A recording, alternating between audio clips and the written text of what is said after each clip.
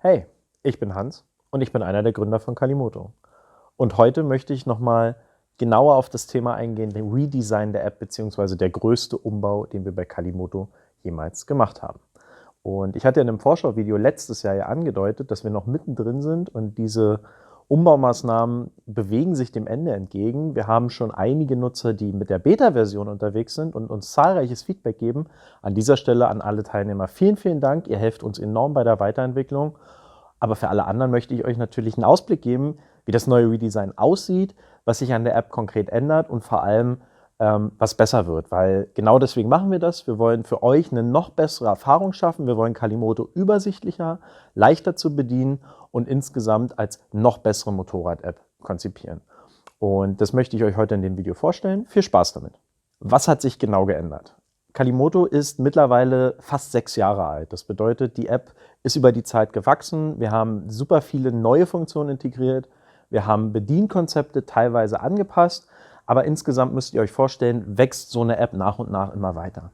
Und wir haben natürlich noch viele, viele Funktionen vor. Wir planen neue Features für die Zukunft.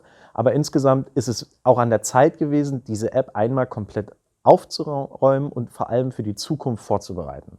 Aus diesem Grund haben wir letztes Jahr damit begonnen, ein neues Konzept zu entwickeln, wie Kalimoto für die Zukunft aussehen soll, welches Bedienkonzept aus unserer Sicht zukunftsfähig ist und vor allem, wie wir die geplanten Funktionen ideal in das neue Konzept einarbeiten können. Daraus ist ein neues Design entstanden, ein komplett neues Bedienkonzept, welches ich euch heute ein bisschen genauer vorstellen möchte. Und zwar wird die App strukturiert in 3 unterschiedliche Bereiche, die ich euch nach und nach näher bringen werde. Beginnen wir mit dem wichtigsten Tab zum Anfang. Das ist der Kartenbereich. Auf diesem Bereich seht ihr quasi genau das, was vorher in der App auch zu sehen war. Die Karte, in der ihr planen könnt, in der ihr euch unterschiedliche Karten anzeigen lassen könnt, zum Beispiel Satellitenkarte oder die Hill-Shading-Karte. Das bedeutet, dass man Höhenunterschiede sehen kann. Und hier könnt ihr auch weiterhin eure Via-Punkte direkt über langes Drücken in die Karte platzieren. Was neu ist, und das ist auch vor allem die wesentlichste Änderung, ihr habt gleichzeitig das vorher separate Planungsmenü direkt mit im Kartenmenü integriert. Das bedeutet, ähnlich wie man es auch von modernen Navigations-Apps kennt, habt ihr einen Bereich, der sich unterschiedlich weit nach oben ziehen lässt, in dem ihr die Suchfunktionen habt, in dem ihr die schon geplanten und gesetzten Routenpunkte übersichtlich aufgelistet bekommt und wo ihr dann schon direkt Änderungen vornehmen könnt, die ihr sozusagen im Bereich darüber in der Karte live mitverfolgen könnt. Ihr müsst also euch nicht mehr entscheiden, möchte ich die Listenansicht oder die Karte sehen, sondern ihr habt beides kombiniert und könnt es in dem Fall so zueinander ausrichten und dieses Sheet, wie man das sozusagen nennt, innerhalb der App so weit hochziehen, wie ihr gerne es sehen möchtet, und damit habt ihr die ideale Planungsmöglichkeit übersichtlich auf einer Seite und müsst nicht mehr zwischen dem Planen-Tab und dem Karten-Tab wechseln. Der zweite große neue Bereich ist der Tourenbereich. Wir haben vorher immer wieder Feedback bekommen, dass die Touren etwas unübersichtlich sind, dass man gerne mehr Unterteilungen haben möchte und vor allem auch kriegen wir mit, dass immer mehr Nutzer Touren suchen für bestimmte Regionen. Und deswegen haben wir das gesamte Tourenkonzept neu gedacht und haben uns einen extra Tourenbereich überlegt, in dem ihr eure gefahrenen Touren, eure geplanten Touren unterteilt, dass ihr genau sehen könnt, wann habe ich welche Tour gemacht, wann habe ich welche Tour geplant, welche Tour habe ich von jemand anderem bekommen.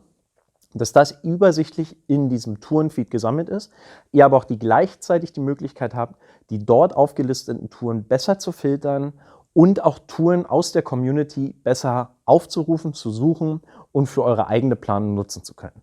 Das Schönste an der ganzen Sache ist, dass ihr jetzt alles in einem Feed habt, so ähnlich wie man es auch von modernen anderen Apps kennt, dass die geplanten Touren, die gefahrenen Touren, die Touren in den Regionen in eurer Umgebung alle übersichtlich untereinander gruppiert sind und ihr viel, viel leichter die Touren findet, die ihr gerade sucht und die ihr für die nächste Tour verwenden möchtet. Der dritte Bereich der App ist der Ich-Bereich. Das ist sozusagen euer Profil. Da findet ihr euren Premium-Status, da findet ihr eure Garage und ihr findet Statistiken, die ihr bisher mit Kalimoto erreicht habt.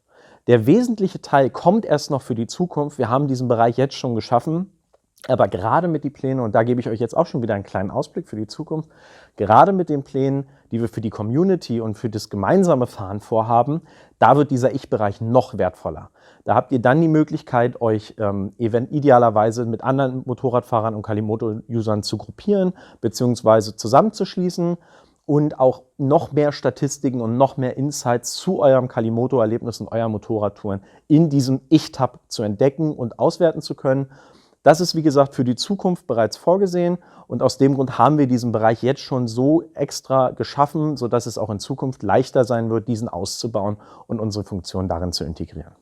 Insgesamt werdet ihr sofort erkennen, dass Kalimoto eine sehr, sehr viel übersichtlichere App geworden ist. Ihr findet die wesentlichen Funktionen viel leichter, weil es in diese 3 klar strukturierten Tabs untergliedert ist. Und wir hoffen, dass ihr mit der neuen Kalimoto-Erfahrung super viel Spaß habt, tolle Touren fahrt, möglichst viele Bilder macht, Touren teilen könnt mit anderen Nutzern und vor allem Spaß mit Kalimoto und auf dem Motorrad habt. Falls ihr Fragen oder Feedback dazu habt, super gerne in die Kommentare. Wer weiterhin alle Neuigkeiten zu Kalimoto haben will, der aktiviert das Glöckchen. Und ich wünsche euch auf jeden Fall einen super Saisonstart, viel Spaß mit Kalimoto und bis bald.